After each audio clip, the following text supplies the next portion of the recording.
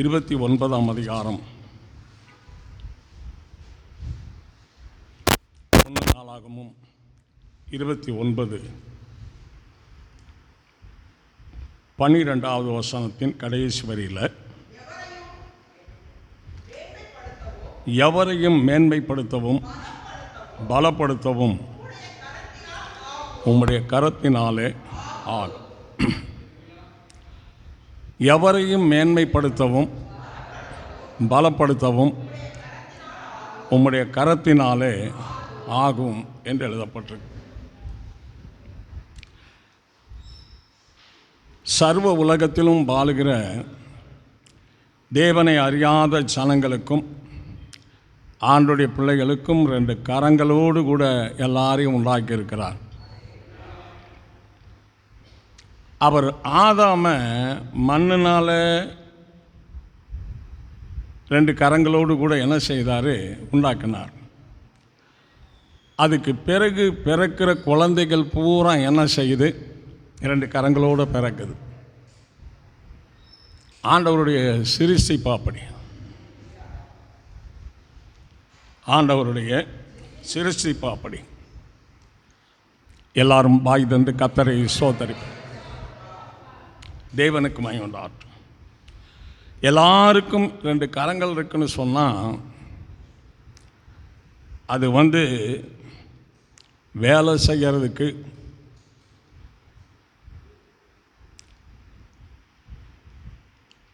வீடு கட்டுவதற்கு, பல காரியங்களுக்கு நம்முடைய கரங்கள் உதவியாக இருக்கும். ஆனால் எவரையும் மேன்மைப்படுத்துவதற்கும் பலப்படுத்துவதற்கும் அவருடைய கரம் உதவியாக இருக்கிறது. ஆண்டவரை ஏற்றுக்கொண்டோம் அப்படின்னு சொன்னால்,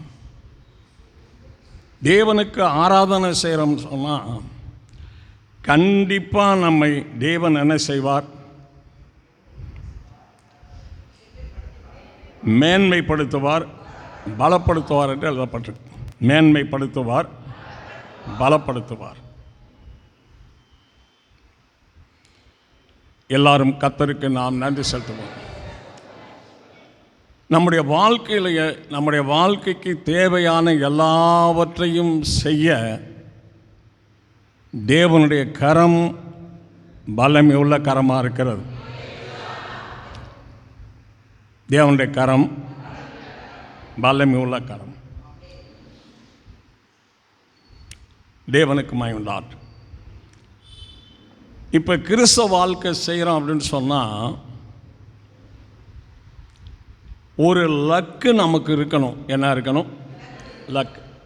ஆரம்ப எல்க, முடிவு எல்க. ஆரம்ப எல்க, முடிவு எல்க. இந்த முடிவு எல்க வெற்றி தோல்வியை திட்டவட்டமாக அறிவிக்கும். ஆரம்ப எல்க அல்ல, முடிவு எல்க. வெற்றி தோல்விங்கிறத என்ன செய்யும்? திட்டவட்டமாக அறிவிக்கும். அதில் சிலர் மேடைக்கு ஏறுகிறவர்களாக இருப்பார்கள், சிலர் தோல்வி அடைந்தவர்களாய் திரும்பி வருவார்கள். அதே போல் கிறிஸ்தவ வாழ்க்கை வாழ்கிறோம்னு சொன்னால், தேவனை லக்கா வச்சு அவருக்கு நேராக கிறிஸ்தவ வாழ்க்கை வாழ்ந்துக்கிட்டு இருக்கோமா? ஆண்டுடைய சத்தியத்தை லக்கா வச்சு சத்தியத்தில் நாம் வாழ்ந்து கொண்டு இருக்கிறோமா? தேவனுடைய ஆராதனையை லக்கா வச்சு ஆராதனை நம்ம செய்துக்கிட்டு இருக்கிறோமா? தேவனுடைய சபையோடு கூட நம்ம ஐக்கியமாக இருக்கிறோமான்னு பாருங்க. எல்லாரும் கர்த்தருக்கு நாம் நன்றி செலுத்துவோம். தேவனை அல்லாமல் நம்ம ஒன்றுமே செய்ய முடியாது. மனுஷனை உண்டாக்கும் போதே அந்த மனுஷனுக்கு பலன் வேணும், ஞானம் வேணும், அறிவு வேணும், பார்வை வேணும், காது கேட்கணும், வாய் பேசணும் அப்படின்னு தேவன் சிருஷ்டித்து நம்மை உண்டாக்கியிருக்கிறார். இப்போ எல்லா சகோதரர்களுக்குள்ளும் எல்லா சகோதரிகளுக்குள்ளும் இருக்கிற பலன் தேவன் கொடுத்த பலன். அந்த பலத்தினால தான் இந்த பூமியில் நாம் என்ன செய்கிறோம்? வாழ்ந்து கொண்டு இருக்கிறோம். அப்பா கொடுத்த பலன் அல்ல, அம்மா கொடுத்த பலன் அல்ல. இயற்கையாகவே தேவன் சகல ஜீவராசிகளுக்கும் அந்த பலனை கொடுத்து அமைத்திருக்கிறார். தேவனுக்கு மகிமையுண்டார். இப்போ நான் வேலை செய்கிறேன், வருமானம் வருது, வாழ்கிறேன்னு சொன்னால், வேலை செய்தாலும் வருமானம் வந்தாலும் வாழ்ந்தாலும்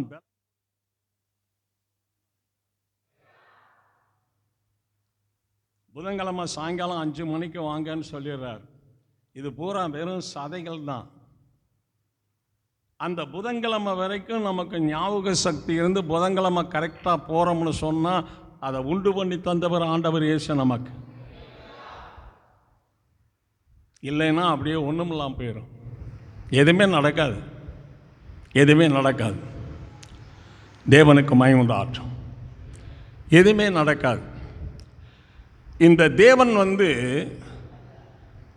நம்மை உண்டாக்கி சபையை உண்டாக்கி சபையில் கர்த்தர் நம்மளை கொண்டு வந்திருக்கிறான்னு சொன்னால், சபக்காரியங்களில் நாம் எப்படி செயல்படணுங்கிறது ரொம்ப முக்கியம்.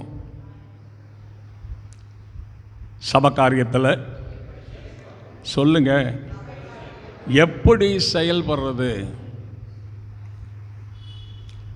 செயல்படுறது எப்படி? செயல்படுறது எப்படி? விதப்பு இருக்கிறது போல் அறுவடை இருக்கிற மாதிரி பிறப்பு இருக்கிறது போல் இறப்பும் இருக்கு ஜனத்திற்கு. அந்த பிறப்பு வரும்போது அநேகரோடு இசைந்து நம்ம வாழ்கிறோம். இறப்பு வரும்போது எல்லாத்தையும் விட்டுட்டு நம்ம போயிடுறோம். அந்த முடிவு நாளில் இயேசு நமக்கு துணையாய் நிற்காவிட்டால் பிரயோஜனம் ஒன்றுமே கிடையாது. ஆண்டவர் என்ன செய்யணும்? என்ன செய்யணும்? துணை நிற்கணும். கடைசி நேரத்தில், மகனே நீ என்கிட்ட வா, மகளே என்கிட்ட வாங்கின கர்த்தர் சொல்லணும். அப்படி சொல்கிறதுக்காகத்தான் அப்படி ஒரு ஐக்கியம் உண்டாக தேவாலயத்துக்குள்ளே நாம் வாரோம். தேவாலயத்துக்குள்ளே வரும்போது இதில் இருக்கிற பாடல்களை நம்ம பாடி தேவனை மகிமைப்படுத்தணும். பாட்டு ஆராதனை தேவனை மகிமைப்படுத்துறதுக்கு மட்டும். சொல்லுங்க, பாட்டு ஆராதனை சொல்லக்கூடாதா? பாட்டு ஆராதனை செய்தி தேவனுடைய பிள்ளைகளுக்கு மட்டும். செய்தி தேவனுக்கு கிடையாது. தேவனுக்கு செய்தி கொடுக்குற மாதிரி உலகத்தில் யாருமே கிடையாது. செய்தி நமக்கு மட்டும். பாட்டு ஆராதனை தேவனை மகிமைப்படுத்துறதுக்காக. பாட்டு ஆராதனை ஸ்தோத்திரம். அதில் கம்பீர சத்தத்தோடு தேவனை என்ன செய்யுங்கள்? பாடுங்கள். சொல்லுங்க, யார் பாடணும்? யார் பாடணும்? பாடுறமான்னு பாருங்க. நீங்கள், நமக்கு எதிரி மனுஷன் கிடையாது. நமக்கு எதிரி ஒரு மனுஷன் கிடையாது.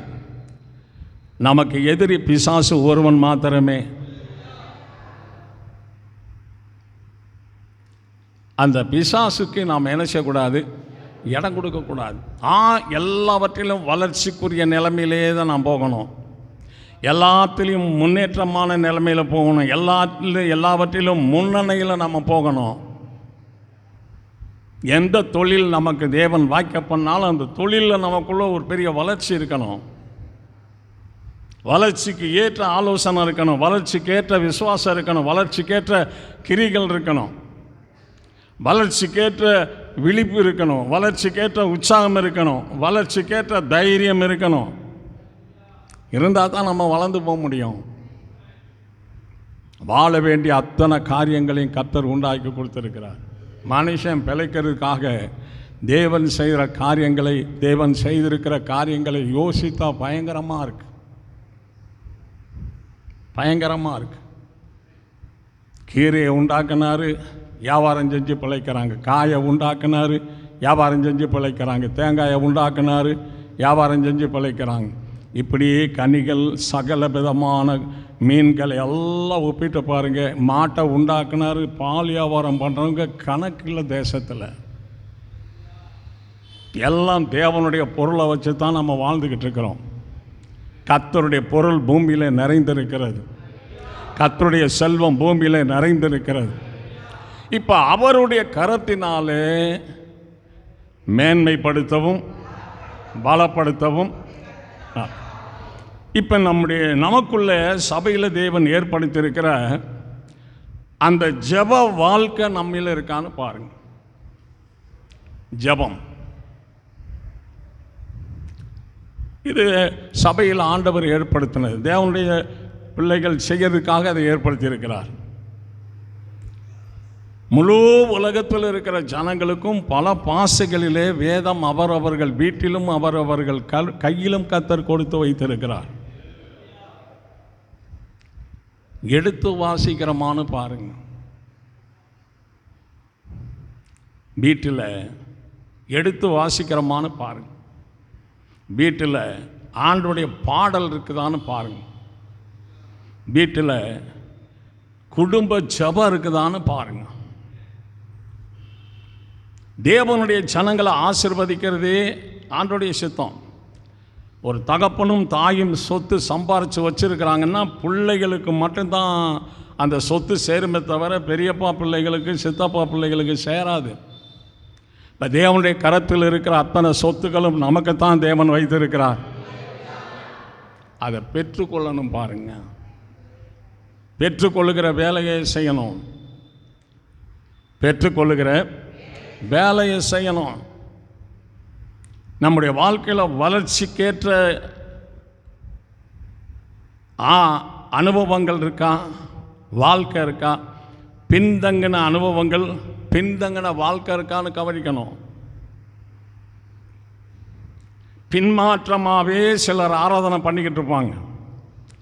சில சகோதரிகளை கவனிச்சிங்கன்னா நல்லா தெரியும். எல்லாரும் பாய் தந்த ஆண்டவரை துதிப்போம். எது நிரந்தரம்ங்கிறது நம்ம அறியணும், எது தற்காலிகம்னு அறியணும்.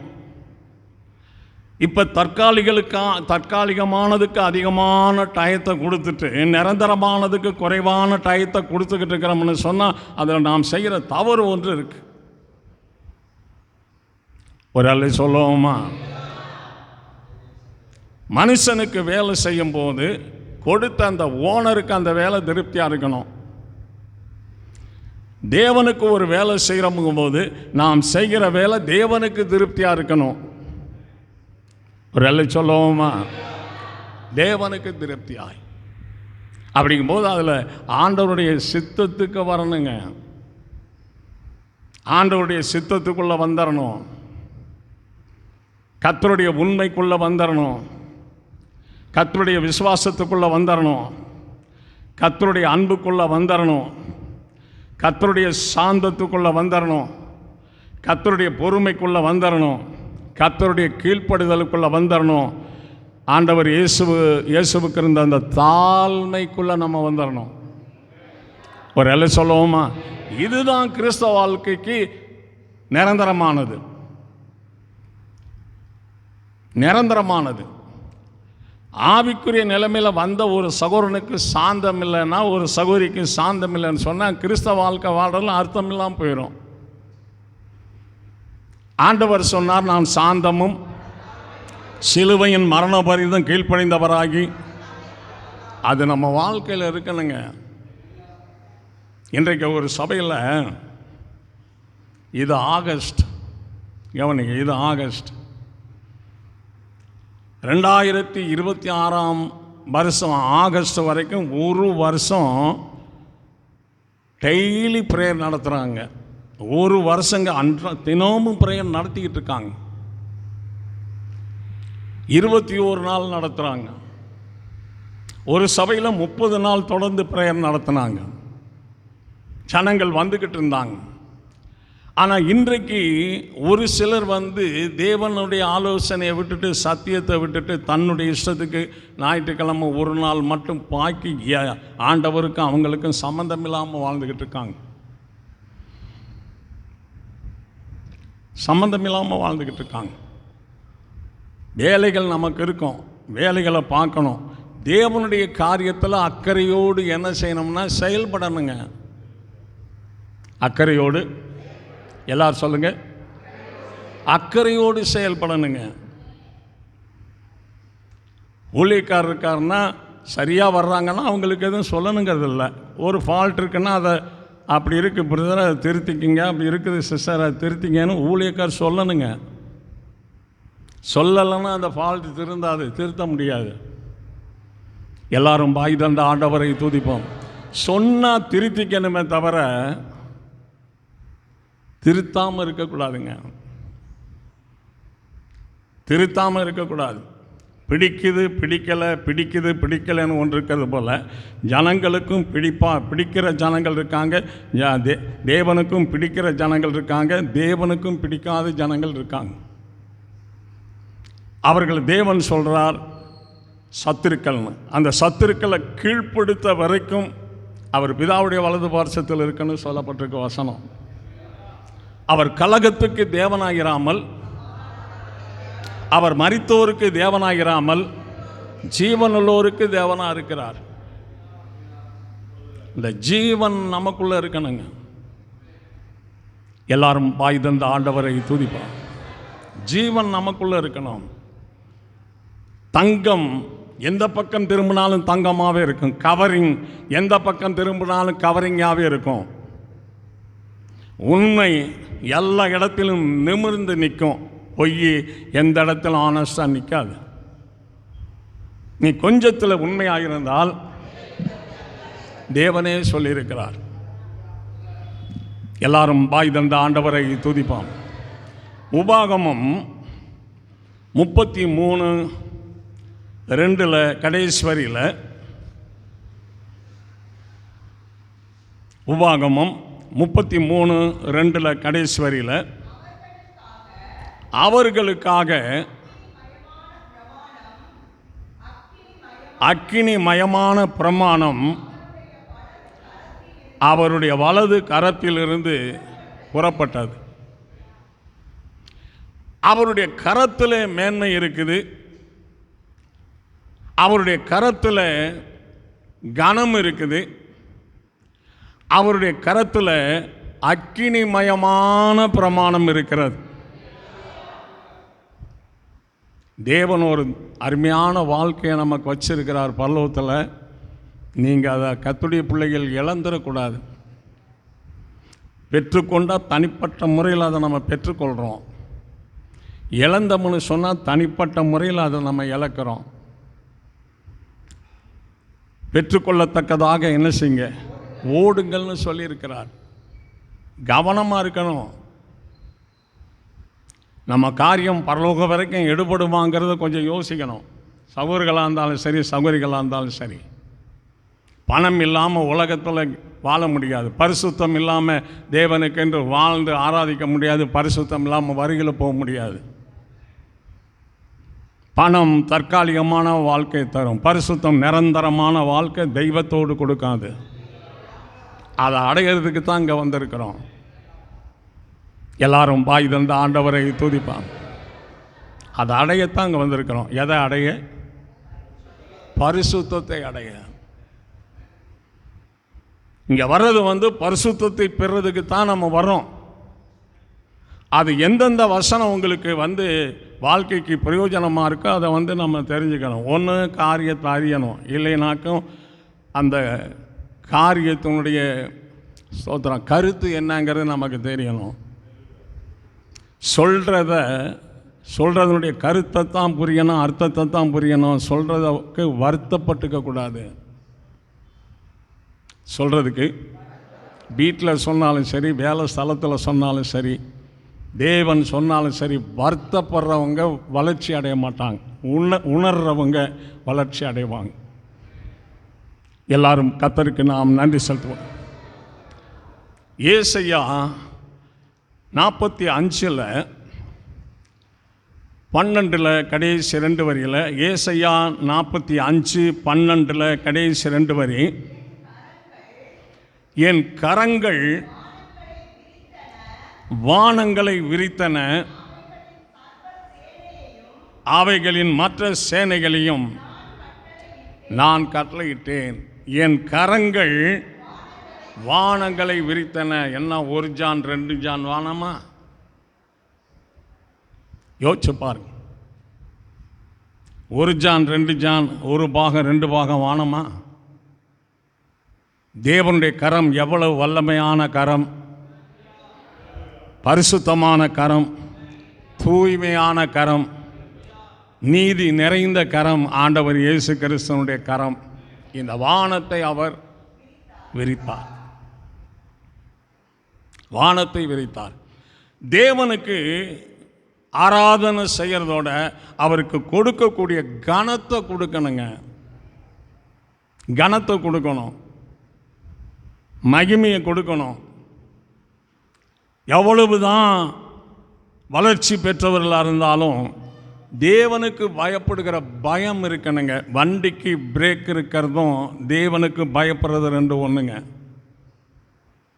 அந்த வண்டி பிரேக் போட்டாக்கா ஆபத்துக்கு தடுத்து நிறுத்தும். தெய்வ பயம் இருந்தால் தவறு செய்யாமல் வாழ உதவியாக இருக்கும். சங்கீதம் 119 120 கர்த்தருடைய தாசன் தாவீது சொல்கிறாரு,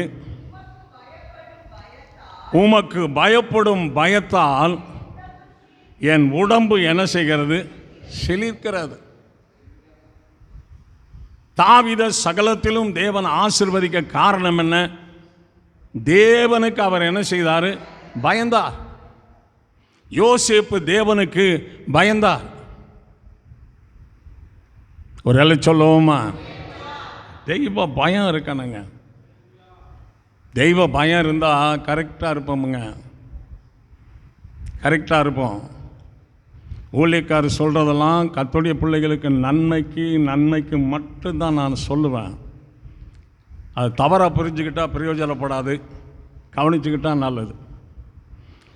இங்கே நாம் செய்கிற சகல சரீர வாழ்க்கை, ஆவிக்குரிய வாழ்க்கையெல்லாம் பரலோகம் அங்கீகரிக்கிற மாதிரி இங்கே நம்ம வாழ்ந்துக்கிட்டே இருக்கணுங்க, வாழ்ந்துக்கிட்டே இருக்கணும். லூக்கா 16:22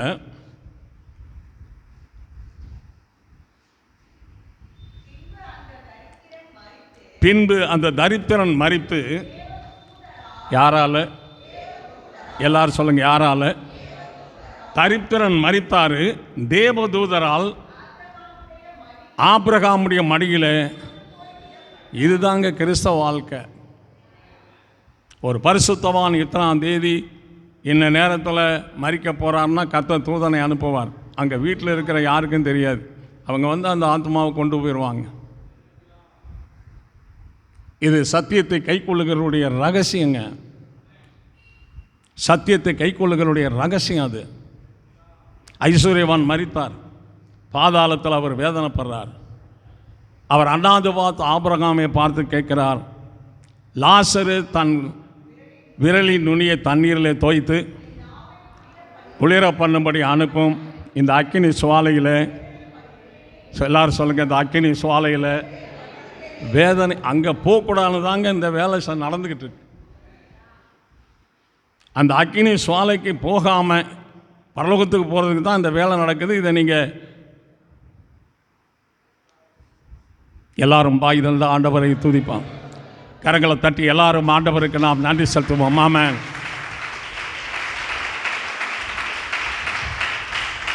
இது எல்லாம் வானத்தை எல்லாம் என் கரங்கள் என்ன செய்தது? விரித்தது. ஏசாயா 48:13 ஏசாயா 48:13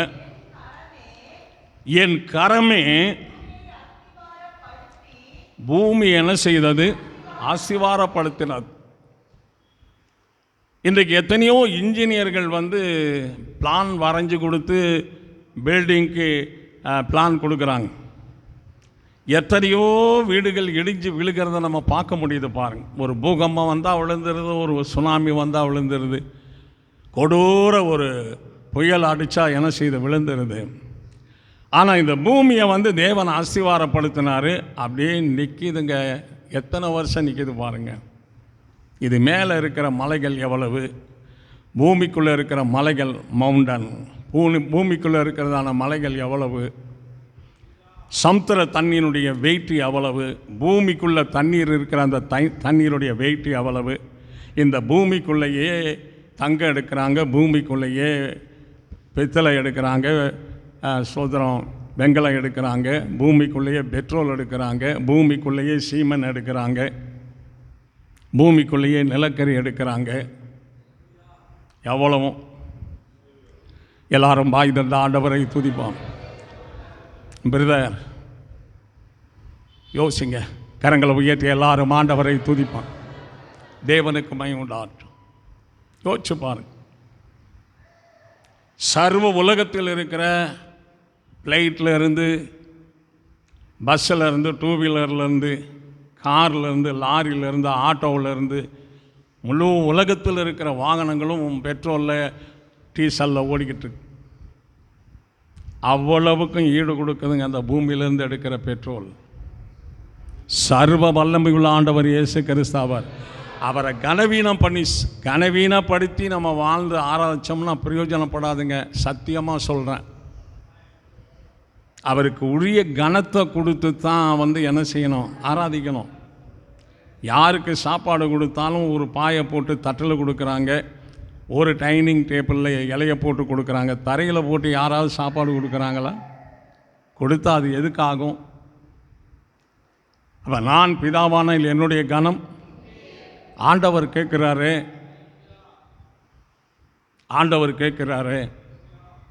எந்த வேலை செய்தாலும் நாம் செய்கிற வேலைக்கு நம்ம கிடைச்சிருக்கிற பலன் தேவன் கொடுத்த பலன். இதை தேவனுடைய பிள்ளைகள் மறந்துடக்கூடாது. நம்ம சாத்திரிக்கத்தில், நம்ம சாமர்த்தியத்தில், நம்ம முயற்சியில், நம்ம உழைப்பில் ஏதோ ஒன்று நடக்கிறதெல்லாம் கிறிஸ்துவாலேயே நடந்து கொண்டு இருக்கிறது. ஏசாயா 66 2வது வசனம். ஏசாயா 66:2 என்னுடைய கரம் இவைகளை எல்லாம் சிருஷ்டித்ததினால் இவைகளெல்லாம் உண்டாகின என்று கர்த்தர் சொல்லுகிறார். பிரதர், வசனத்தை கவனிங்க பிரதர். எல்லாரும் வாய் திறந்து ஆண்டவரை துதிப்போம். கரங்களை தட்டி எல்லாரும் ஆண்டவருக்கு நன்றி செலுத்துவோம். ஆமென்.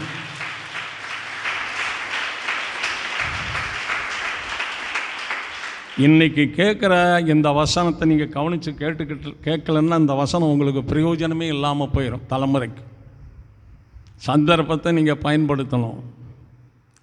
எல்லாரும் வாய் தந்த ஆண்டவரை துதிப்போம். வசனம் பார்த்தீங்களா போய்கிட்டே இருக்குது பாருங்கள்.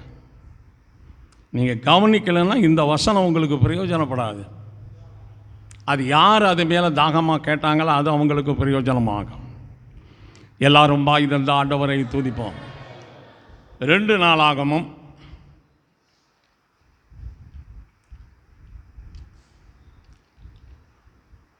30ஆம் அதிகாரம்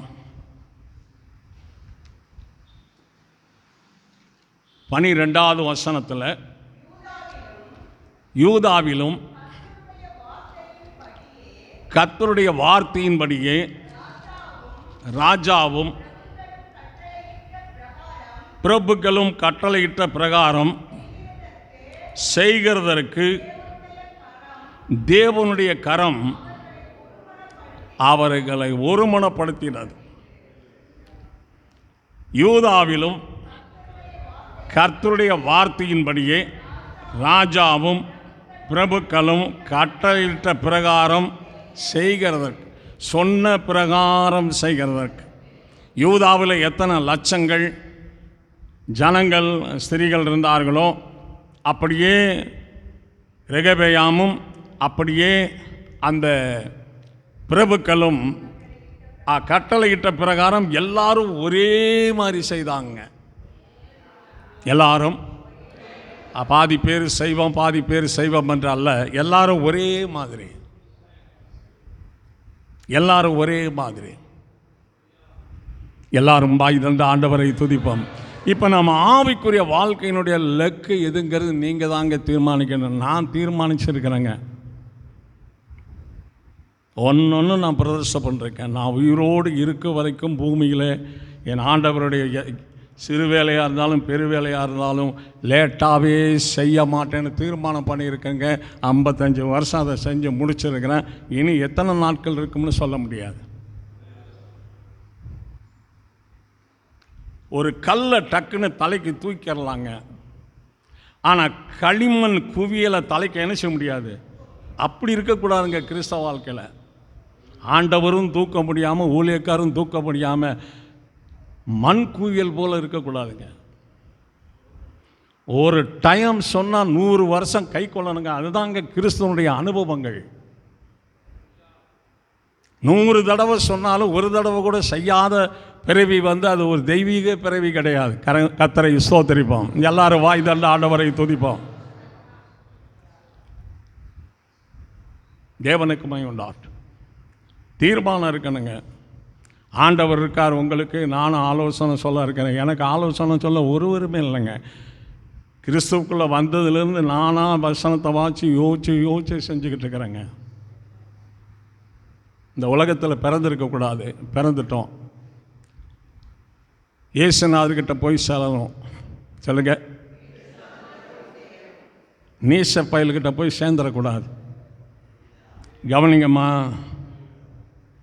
எல்லாரும் வாய் தண்ட ஆண்டவரை துதிப்போம். ஆலயத்தில் தவறுதலாக நேரத்தை செலவு பண்ணால் எத்தனை குடம் கண்ணீர் வடிகிற மாதிரி அழுதாலும் அப்புறம் இளைப்பாறுதல் கிடைக்காதீங்க. நீங்கள் நினைக்கிறீங்களா? புள்ளி விவரமாக கர்த்தர் உங்களை தனிப்பட்ட முறையில் பார்ப்பார். ஆலயத்தில் எப்படி இருக்கிறீங்க? ஊழியக்காரர் சொன்னால் வருத்தப்படுறீங்க. ஆண்டவர் கைவிட்டார்னா என்ன செய்வீங்க? கரங்களை உயர்த்தி எல்லாரும் ஆண்டவருக்கு நன்றி செலுத்துவோம். கரங்களை தட்டி எல்லாரும் ஆண்டவருக்கு நன்றி செலுத்துவோம். ஆமென்.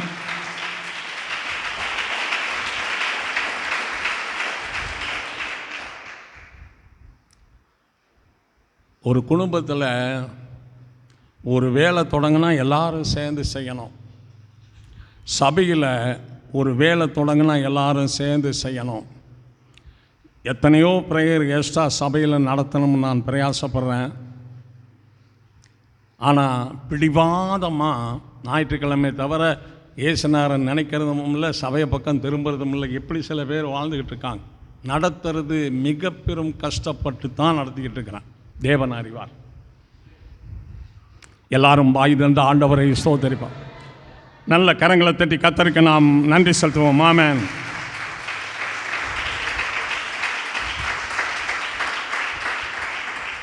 பிரசங்கியின் புஸ்தகம் 2ஆம் அதிகாரம். கொஞ்சம் வசனத்தை அடிங்க, நல்லா கவனிங்க. வசனத்தை கவனிங்க பிரதா.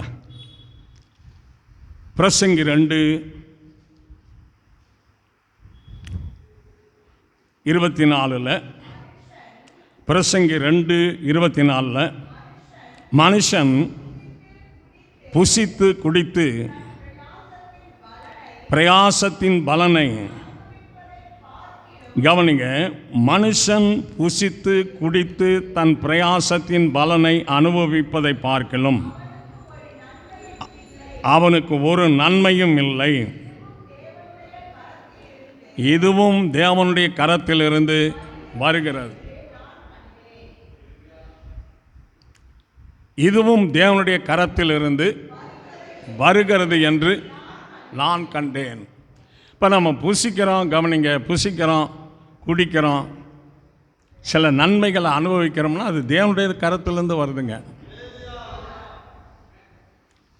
ஒன்று சொல்கிறேன், ஆலயத்தின் டயமாக இருந்தாலும், ஆலயத்தின் ஆராதனையாக இருந்தாலும், ஆலயத்தில் நடக்கிற ஜெபமாக இருந்தாலும், அல்லது கர்த்தருக்கு செலுத்துகிற காணிக்க தசமமாக இருந்தாலும் பழி வாங்கிறதுக்குன்னு அதை பயன்படுத்தக்கூடாதுங்க. சகோதரர்களாக இருந்தாலும் சகோதரிகளாக இருந்தாலும் பழி வாங்கிறதுக்குன்னு அதை பயன்படுத்தவே கூடாது.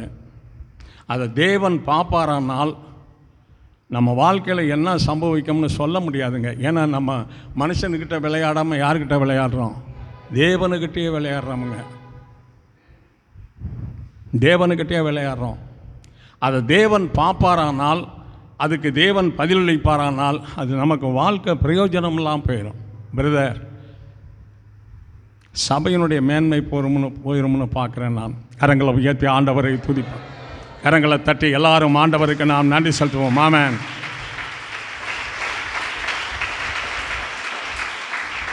கர்த்தருடைய சபைக்கு தேவன் கொடுத்திருக்கிற மேன்மை போயிரும்னு பார்க்குறேன் நான். எதுக்கு ஆலயத்துக்கு வந்தோங்கிறதையே மறந்து ஆராதிக்கிறதா? எல்லாரும் வாய் தந்த ஆண்டவரை துதிப்போம். ஆமென். நமக்கு தொடர்ந்து நல்ல ஆகாரம் கிடச்சிக்கிட்டே இருக்குது, தண்ணி கிடச்சிக்கிட்டே இருக்குது, வஸ்திரம் கிடச்சிக்கிட்டே இருக்குது, வருமானம் வந்துக்கிட்டே இருக்குன்னா தேவனுக்கு நன்றி சொல்லணுங்க. கர்த்தர்ட்ட இருக்கிறதான ஐஸ்வர்யத்தை தொகையிட்டு பார்க்க முடியாதுங்க.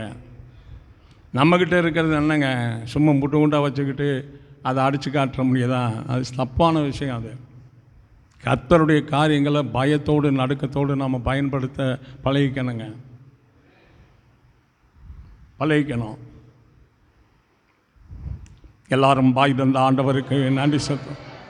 இயேசுவோடு ஃப்ரெண்ட்ஷிப்பாக நல்லா சோசியலாக பழக நம்ம தெரிஞ்சுக்கணும். எப்படி இருந்தால் கர்த்தரோடு இசைந்து நம்ம வாழ முடியும். மனுஷருக்கு ஒரு விருந்து வச்சா நம்மளோட அன்பாகிடுவாங்க. 2 வடை வாங்கி கொடுத்து ஒரு டீ வாங்கி கொடுத்தா நம்மளோட அன்பாகிடுவாங்க. ஏசுனாருக்கு 2 வடை வாங்கி கொடுத்து டீ கொடுத்தா அன்பாகிட மாட்டார். அதுக்கெல்லாம் கால விதிகள் இருக்குதுங்க. அதை எப்படி நம்மளை மாற்றிக்கணும், எப்படி மாற்றிக்கணும்? ஆண்டவர் ஏற்றுக்கொள்வதற்கு முன்னாடி இருந்த குணம், ஆண்டவர் ஏற்றுக்கொண்டதுக்கு பிறகு இருக்கிறதான குணம், மாற்றங்கள் இருக்கணுங்க, மாற்றங்கள் இருக்கணும். பழைய குணத்தையே வச்சுக்கிட்டு ஆராதிச்சுக்கிட்டு வாழ்க்கை ஓட்டிக்கிட்டு இருக்கிறோம்னா கர்த்தருக்கு முன்னாடி போக முடியாதுங்க, போக முடியாது. அந்தரங்கத்திலும் நாம் தேவனுடைய பார்வையில் கரெக்டாக இருக்கணும், வெளியரங்கத்திலும் தேவனுடைய பார்வையில் கரெக்டாக இருக்கணும், மனசாட்சியின் பார்வையிலும் தேவனுடைய பார்வையில் கரெக்டாக இருக்கணும்.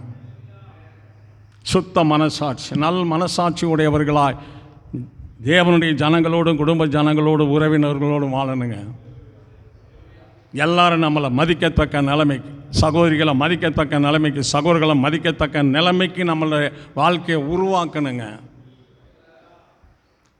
இவர் முந்த அந்த மாதிரி இருந்தாருங்க, ஆண்டவர் ஏற்றுக்கொண்ட பிறகு முழுவதும் மாறிட்டாருங்கிற சாட்சி வரணுங்க.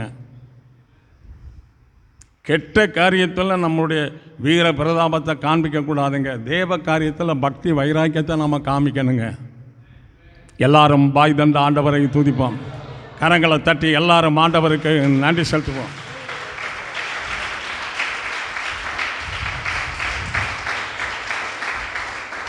தேவனுக்கு மகிமை உண்டாகட்டும்.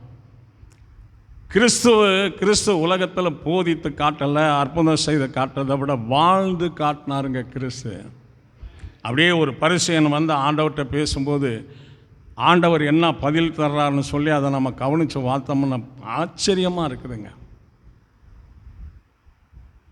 மகா ஞானமுள்ள தேவன் நம்முடைய ஆண்டவர் இயேசு, பரிசுத்தமுள்ளவர், ஈடு இணையில்லாதவர் ஆண்டவர் இயேசு. தேவனுக்கு மகிமை உண்டாகட்டும். உலகத்தில் எது இல்லைனாலும் நான் வாழ்ந்துடுவேன், கிறிஸ்துவை இழந்துட்டு என்னால் வாழ முடியாது, கிறிஸ்துவை இழந்துட்டு என்னால் உயிர் வாழவே முடியாதுங்கிற அளவுக்கு ஒரு ஆவிக்குரிய மனுஷன், ஒரு ஆவிக்குரிய மனுஷி இருக்கிறாங்களான்னு தேடுவாரானால் கர்த்தர் அது குறைவாக தான் இருக்கும். இந்த பழைய குணங்கள் மாறவே இல்லைங்க, பழைய குணங்கள். எல்லாரும் பாய் தந்த ஆண்டவரை துதிப்பாங்க. ஏசாயா 49 ஏசாயா 49:22 இதோ ஜாதிகளுக்கு நேராக என் கரத்தை உயர்த்தி ஜனங்களுக்கு நேராக என் கொடியை ஏற்றுவேன்.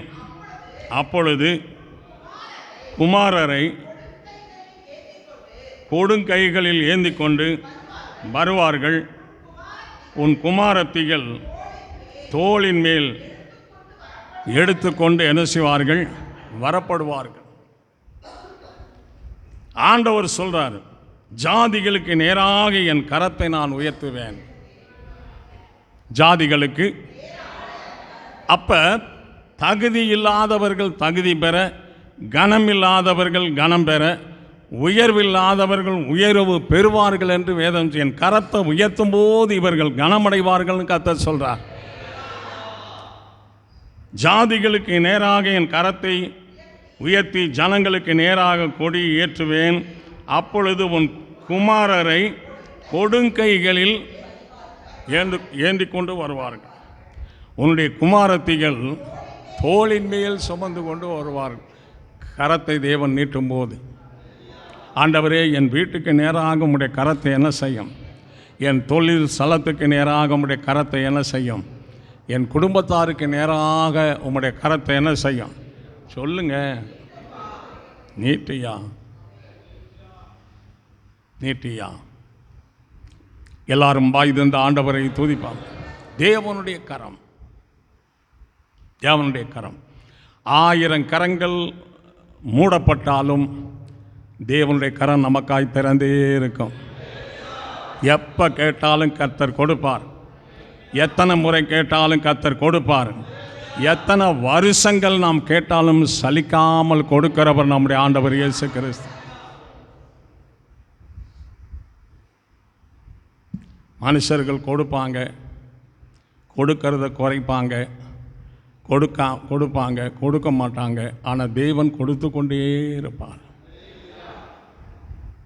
எலியா ஏசபேலுக்கு பயந்துக்கிட்டு போய் ஒரு சூர செடிக்கு அடியில் படுக்கும்போது, போதுங்க தாவி, என் முற்பதாக்களை பார்க்கல், நான் நல்லவன் அல்ல, என் ஆத்துமாவை எடுத்துக்கொள்ளும் என்று சொல்லி படுத்தபோது கர்த்தர் தூதன் கரத்திலே ஆகாரத்தை கொடுத்து, அந்த தூதன் வந்து எலிசாவை விழாவிலே தட்டி எழுப்பி,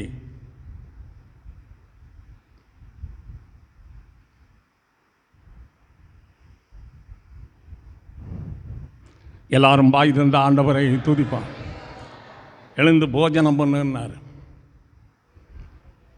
அவர் ஆற்றங்கரையில் போய் உட்காரும்போது காகத்துக்கிட்ட அப்பமும் இறைச்சியும் கொடுத்து அனுப்பினார். ஒரு 10-40 காகமாவது போயிருக்கும்னு நினைக்கிறேன். அங்கே ஆற்றில் தண்ணி தீர்ந்தவுடனே சாரி பார்த்துக்கப்போ, உன்னை போஷிக்க ஒரு விதவைக்கு நான் கட்டளையிட்டிருக்கிறேன்னு சொல்கிறார். கர்த்தர் நடத்துவாருங்க. நீங்கள் ஆண்டோடைய கருத்தையே பாருங்கள். என்றைக்கும் பயம் இல்லாமல், கவலை இல்லாமல், பாரம் இல்லாமல் வாழ உயர்த்தப்பட்ட ஒரு தேவகுமாரனுடைய கரம் நமக்கு இருக்கிறது. அதை பாருங்க. இன்றைக்கு ஆராதனை செய்ய ஆண்டவர் நமக்கு நல்ல ஆராதனை நடக்கும்படி செய்த ஆராதனை செய்கிற நாளை கொடுத்துருக்கும் போது, ஒழுங்காக ஆராதனை செய்யாமல் ஆராதனையை சிதைப்பான் அப்படின்னு சொன்னால் அவர் முகத்தை பார்க்கும்போது கஷ்டமாக இருக்கு. இவ்வளவு ஆராதனையாக விட்டுட்டோம், நம்ம இவ்வளவு ஆராதனையாக விட்டுட்டோம். வேலை செய்யணுங்க. அதுக்குன்னு பேமனை தள்ளிட்டு ஆராதனை தள்ளிட்டு வேலை செய்யக்கூடாதுங்க. புஷ்பராஜ் பிரதர் கரங்களை உயர்த்தி எல்லாரும் ஆண்டவருக்கு நன்றி செலுத்துவோம். செய்யணுங்க. சில சகோதரிகள் ஆராதனையை விடுறத நினச்சி எனக்கே பாரமும் பயமாக இருக்கு. ஒரு காலேஜில் படிக்கிறோம், ஒரு கம்பெனியில் வேலை செய்கிறோம். சொல்லாமல் நம்ம சௌகரியத்துக்கு லீவு இருந்துக்குவோமா? சொல்லாமல் நம்ம சௌகரியத்துக்கு லீவு இருந்துக்குமா? இருந்துட்டு திரும்ப வேலைக்கு போக முடியுமா? ஒரு ஒழுங்கு இருக்குதுங்க எல்லாத்திலையுமே. கரங்களை உயர்த்தி எல்லாரும் ஆண்டவரை துதிப்போம். ஒரு ஒழுங்கு இருக்குதுங்க.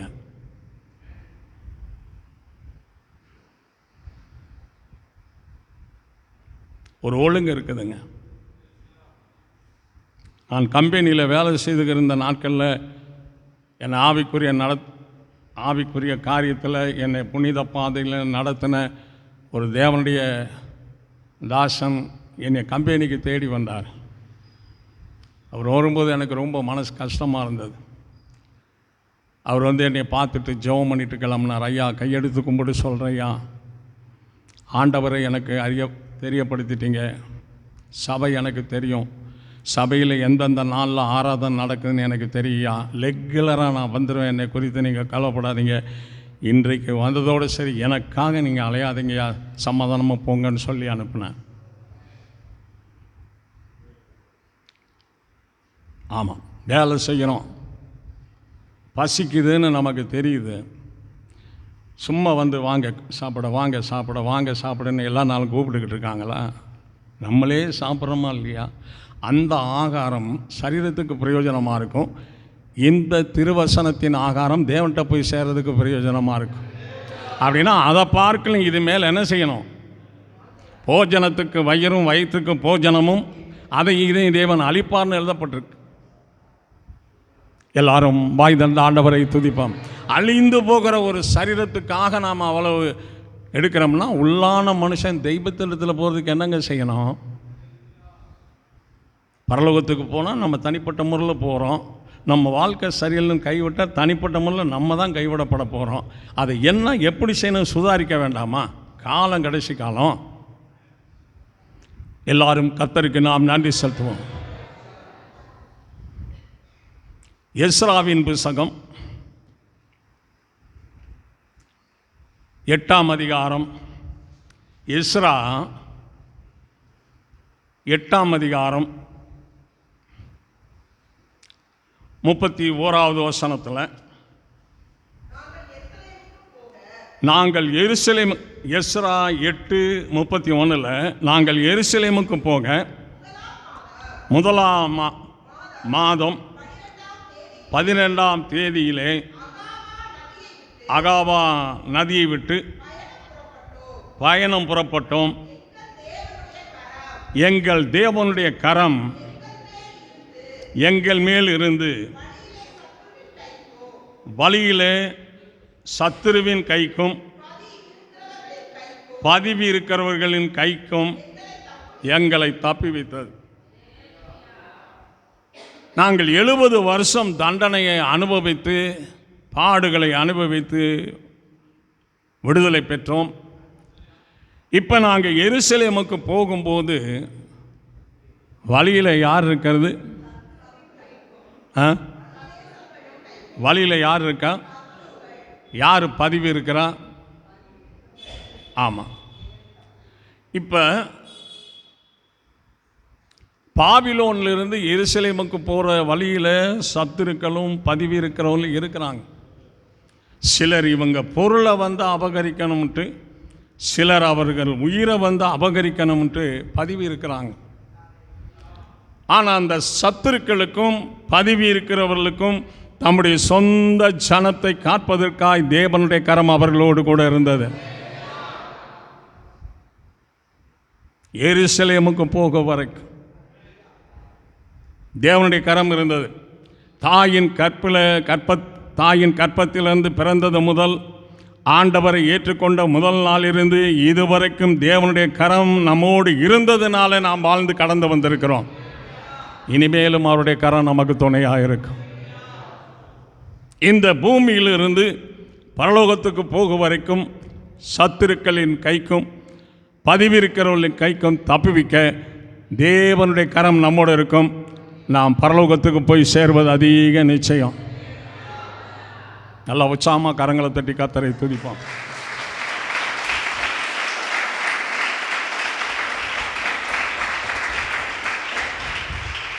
ஆண்டவருடைய கரம் சொல்லுங்க. என் தேவனுடைய கரம் என்னோடு கூட இருக்கிறது. இப்போ நீங்கள் வீட்டில் இருந்தீங்கன்னா அதெல்லாம் கிடைக்காது. பைபிள் வாட்சாலும் இப்படி எடுக்க முடியாது. பிரசங்கம் கேட்கணுங்க. என்ன செய்யணும்? ஒரு மாணவன் வீட்டில் படிக்கிறதுக்கும் ஒரு சார் விளக்கம் கொடுக்கறதுக்கு வித்தியாசம் இருக்கா இல்லையா? நம்ம பரலோகத்துக்கு போகணும், நம்ம பிள்ளைகள்லாம் பரலோகத்துக்கு போகிற மாதிரி நடத்தணுங்க. நம்ம பிள்ளைகள் தடையில்லாமல் வரிகளை போகிற மாதிரி நடத்தணுங்க. இன்றைக்கும் பெருமைக்கு சொல்ல தாழ்மையாக சொல்கிறேன், ஜபாவுக்கு, ரோஜாவுக்கு, எபி மருமகளுக்கு ஃபோன் வழியாக வந்து சத்தியம் சொல்லிக்கிட்டே இருப்பான். சில பாயிண்ட் தெரியும். 3 தடவை பாஸாக ஆர்டினேஷன் பண்ணியிருக்காங்க. பைபிள் காலேஜிலேயே படித்து நிறையா ஊழியக்காரவங்களுக்கு பாடம் நடத்திக்கிட்டு இருக்காரு. இருந்தாலும் சில பாயிண்ட்டுகளை நான் சொல்லிவிட்டு எப்படிப்பா மீன் கரெக்டுப்பா அப்படின்னு சொல்லுவாங்க. இன்றைக்கி நம்ம பிள்ளைகளுக்கு அன்போடு சாதம் கொடுத்து தண்ணி கொடுத்து வேலை கொடுத்து நடத்திக்கிட்டு இருக்கிறோம். சத்தியத்தில் நடத்துகிறோமா, சத்தியத்தில் வளர்க்குறோமான்னு பாருங்கள். ஆண்டவர் வந்தால் மகன் போயிடுவார், ஆண்டவர் வந்தால் மக போயிருங்கிற அளவுக்கு வளர்த்துருக்கிறோமான்னு பாருங்கள். எல்லாரும் பாய் தந்து ஆண்டவரை துதிப்பாங்க. நான் குறை சொல்ல விரும்பலை. உலகத்தில் உள்ளவைகளிலும் உலக சிநேகம் தேவனுக்கு விரோதமான, நான் உலகத்தார் அல்லாது போல கர்த்தர் சொல்லியிருக்கிறாரு. ஆனால் சில ஊழியக்காரவங்களாம் ஊழியக்கார சகோதரிகள்லாம் உலகத்தில் என்னென்ன மாடல் என்னென்ன ஃபேஷன் வருதோ அம்புட்டும் தான் சரீரத்தில் ஏற்றி வச்சுக்கிட்டு கத்துற பாட வசனம் சொல்ல மட்டும் செஞ்சுக்கிட்டு இருக்கிறாங்க. வேதனையாக இருக்குது. கிறிஸ்துவ உலகமே சாத்தானுக்கு பிரியமாக மாறி போயிருமோங்கிற மாதிரி கவலைப்படுறேன் நான் ஆண்டவர் சமூகத்தில். நைட்டெலாம் உட்காந்துக்கிட்டு தலையில் கை வச்சுக்கிட்டு சொல்கிறேன், இப்படி இருக்காப்பா கிறிஸ்தவ உலகம், இப்படி இருக்கு.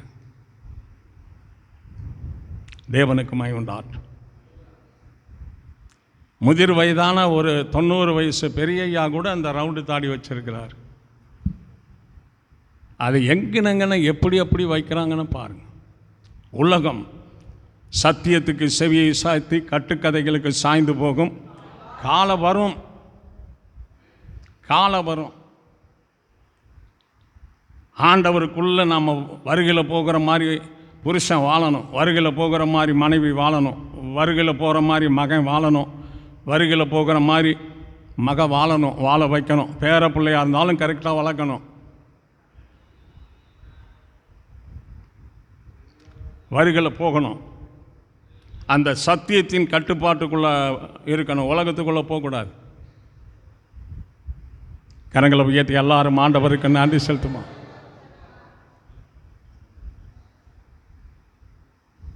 கொஞ்சம் யோசிக்கணும்.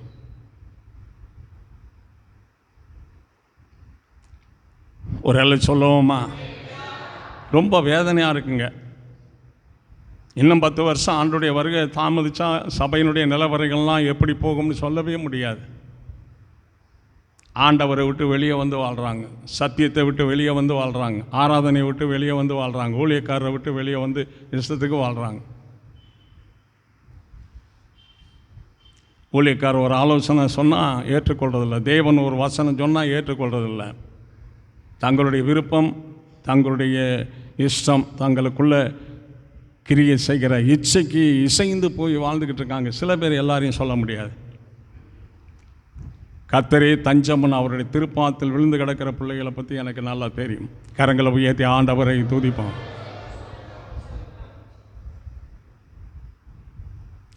வழியிலே சத்துருக்கள், பதிவு இருக்கிறவர்கள் எல்லாரும் பாய் தந்த ஆண்டவரை துதிப்பான். பாருங்கள், ஆலயத்தில் உட்கார்ந்துருக்கிற சூழ்நிலையெல்லாம் பாருங்கள். கொஞ்சம் எல்லாரும் ஆண்டவருக்கு நாம் நன்றி செலுத்துவோம். ஸ்தோத்திரம். ஏசாயா 31 3வது வரி.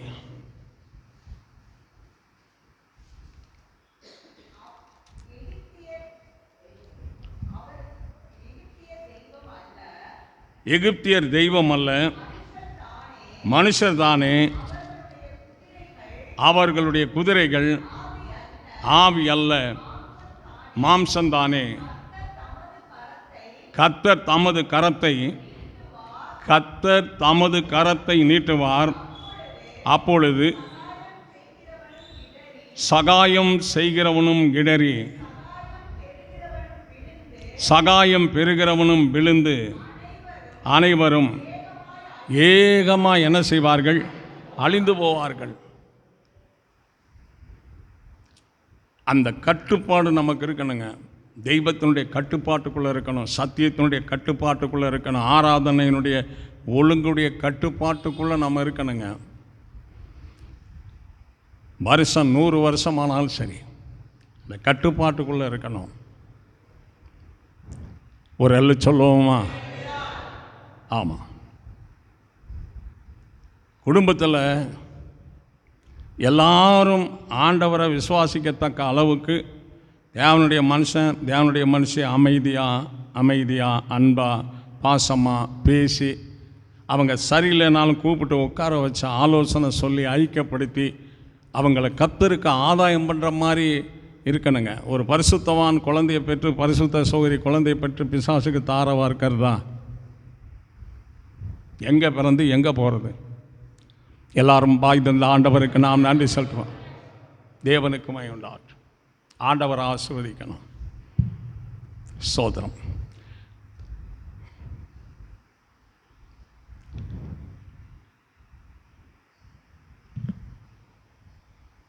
ஆண்டவருக்கு மகிமை உண்டாகட்டும். வாசியம் ஆதியாமம் 49 8வது வசனம்.